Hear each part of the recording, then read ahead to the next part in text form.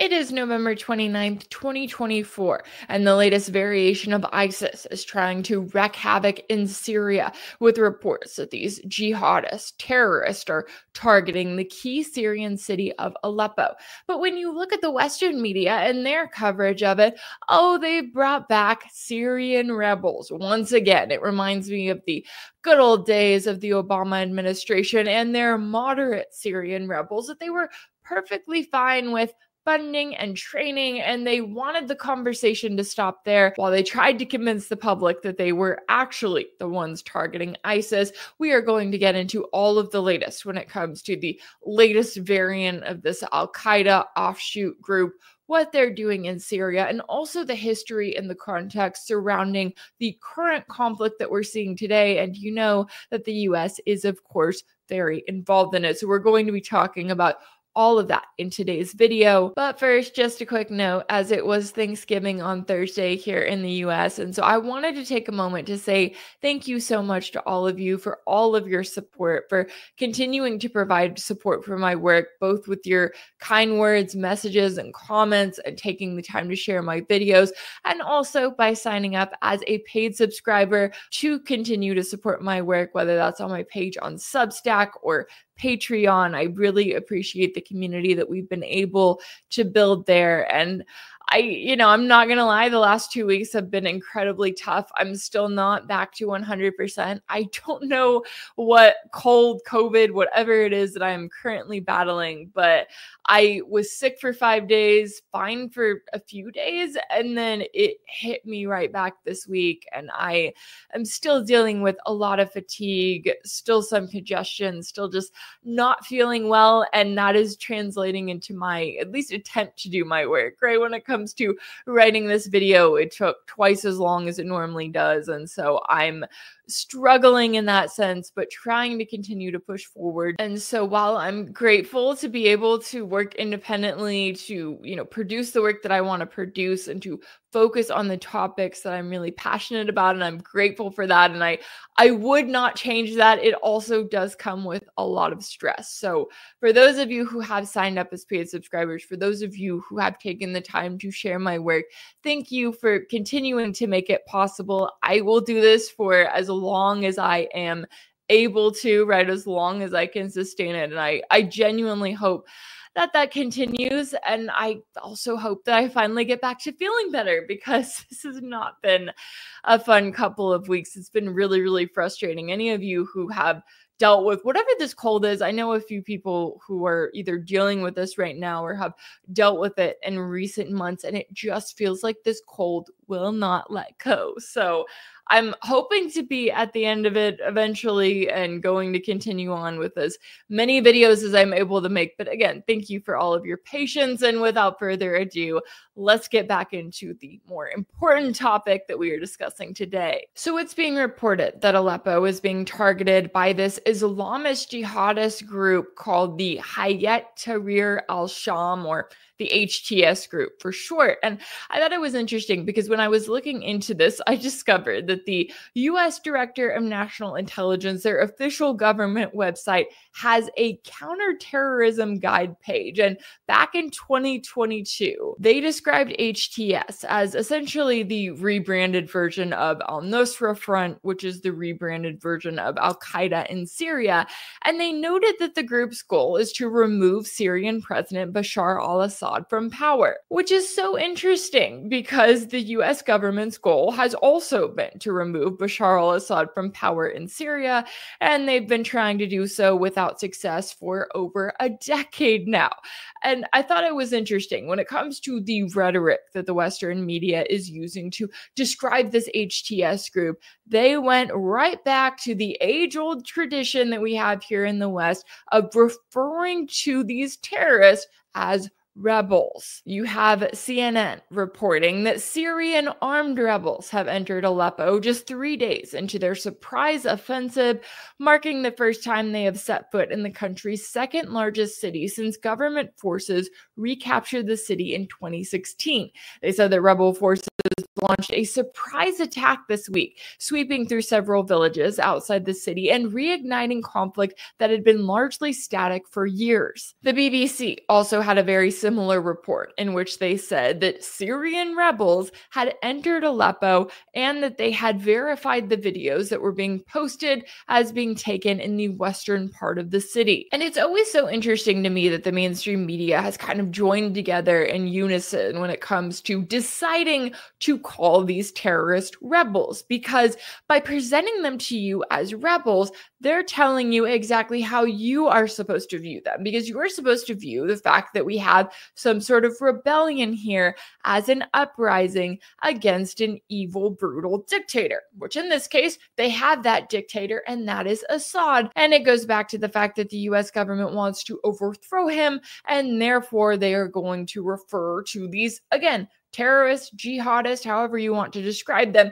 They describe them as rebels as if they are some kind of force of good guys. And spoiler, they're not. They're the ones who are beheading civilians, who are carrying out these horrific, brutal attacks, and have been for years now. They've also been targeting Syria's Christian population for years now, and yet that's not a conversation that the US wants to get into.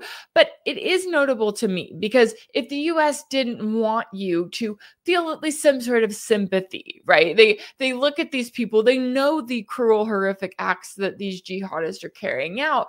But if they didn't want you to like them, if they wanted to paint them in a bad light, then they would likely refer to them as separatist or maybe even militants. How do I know this? Oh, well, that's because that's what they called the independent republics in the Donbass for the last decade, because the people there refused to recognize the new government installed by the Western-backed coup in Kiev. So instead of the rebels in the Donbass, you had the quote-unquote separatist or Russian-backed separatist, as the US and the mainstream media love to call them. And the timing there is also notable, because if you think back to 2014, the Obama administration had a lot on its plate, right? They were not only working with the far-right violent extremists in Kiev, arming them and helping them to overthrow the democratically elected government there, but they were also arming and working with the extremists in Syria to attempt to overthrow the democratically elected president there. And I truly believe the fact that the US government was not able to successfully overthrow Assad, despite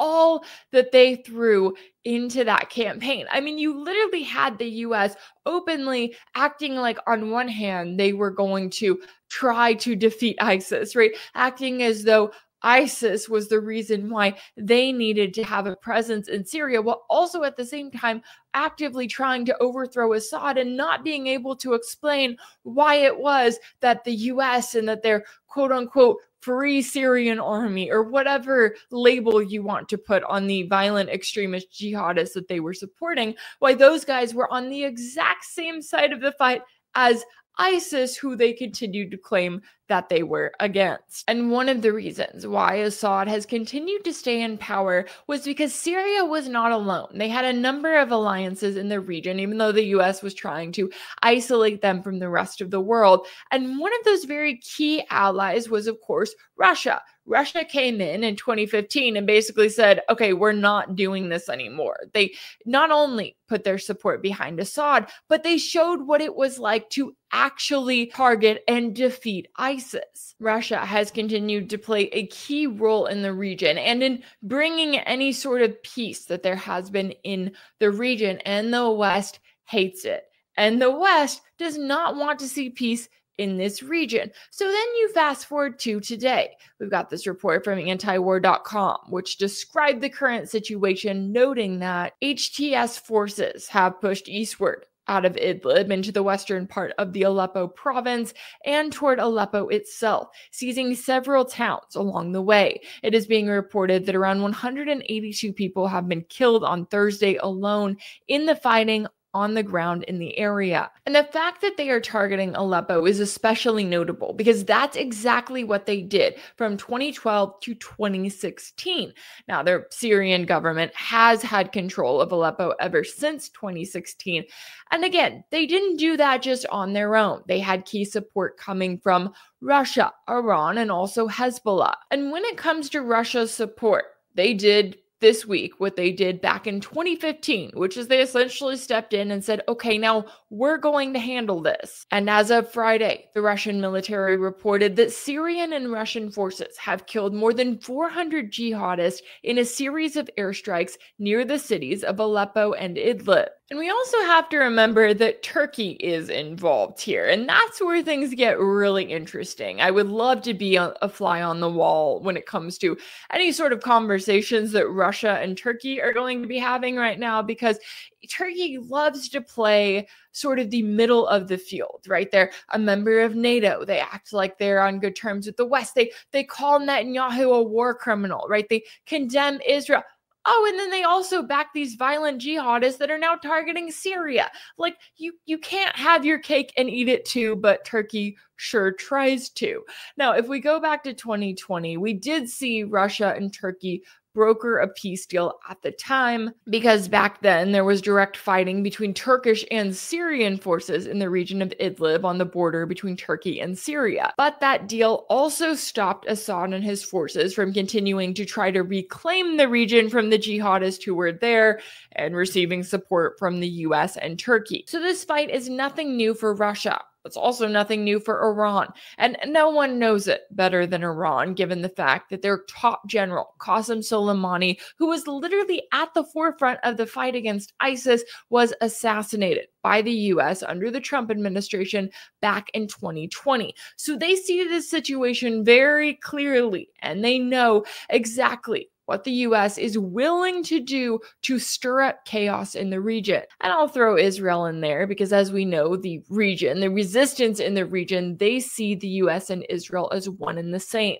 which made it no surprise then that when Iran's foreign minister called his Syrian counterpart, he reportedly did not mince words. And according to Press TV, he described the HTS attack as an American Zionist plot and noted it took place immediately after Israel struck a ceasefire deal with Hezbollah in Lebanon, suggesting that the US and Israel were using HTS as proxies to strike a blow against Syria's government. And I do think he has a point there, because we have to remember that when Netanyahu announced earlier this week that Israel and Hezbollah had agreed to the ceasefire deal, he didn't say that he was going to be pursuing peace in the region, right? He specifically said the opposite of that. He said that Israel would be continuing on with their genocide of the Palestinians in the Gaza Strip, and he also said that now was the time for Israel to focus on the Iranian threat. And by the Iranian threat, I think that Netanyahu meant that he was going to give his forces a bit of a break from the embarrassing defeats that they were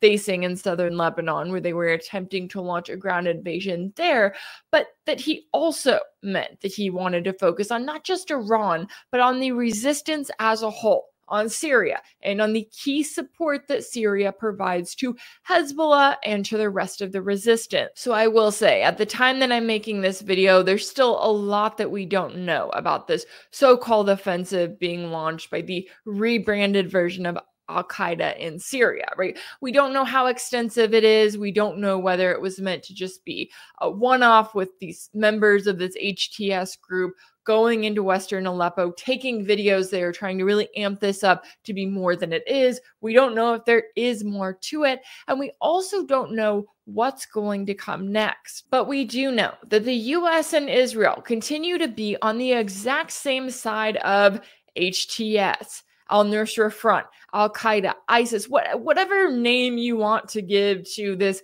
group and this ideology or whatever variation and offshoot is there at the moment.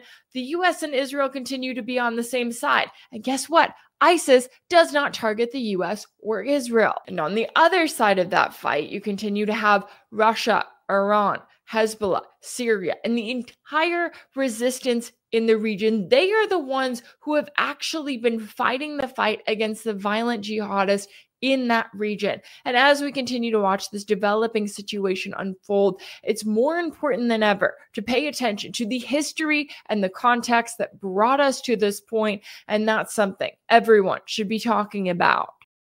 If anything in this video resonated with you, be sure to like it, share it with your friends, leave a comment, and as always, don't forget to subscribe. And if you want to keep up with all of my work, make sure that you're subscribed to my page on Substack. That's rachelblevins.substack.com. That's where you'll find new weekly episodes of my exclusive deep dive series for paid subscribers called Sanction. You can also check out Sanction over on my page on Patreon. That's patreon.com/rachelblevins. As always, thank y'all so much for all of your support, and I'll see you next time.